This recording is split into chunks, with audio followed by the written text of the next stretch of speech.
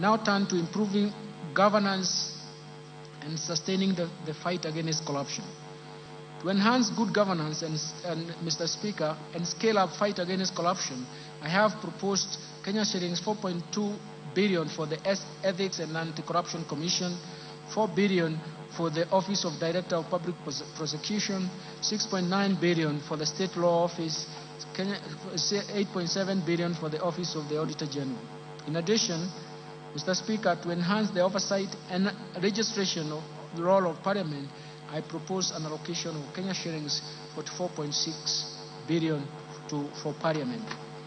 To enable administration and justice, I propose an allocation of 24.7 billion for the judiciary. This includes 900 million for construction and refurbishment of courts and 800 million for the automation of the judiciary. Allocations to the county governments, Mr. Speaker, I turn to this. The county governments will receive a proposed allocation of 400.1 billion as equitable share in the financial year 2024-2025. It's for the first time that they have arrived to this figure of 400 and surpassed it in the last 12 years of devolution. As equitable share of financial year 2024-2025. And this is equivalent to 25.48% of the actual revenue raised nationally for the financial year 2020-2021, which is in compliance with Article 203, subsection 2 of the Constitution of Kenya. In addition to the equitable share of revenue, a further 44.4 billion has been proposed as additional allocation to county governments.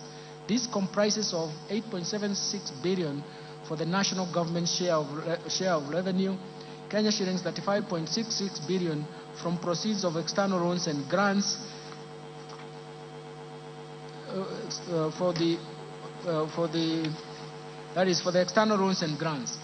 Equalization Fund, Mr. Speaker, we have proposed an allocation of 8 billion for the Equalization Fund, which is 0.5% of the actual revenue raised nationally in 2020-2021 reference year.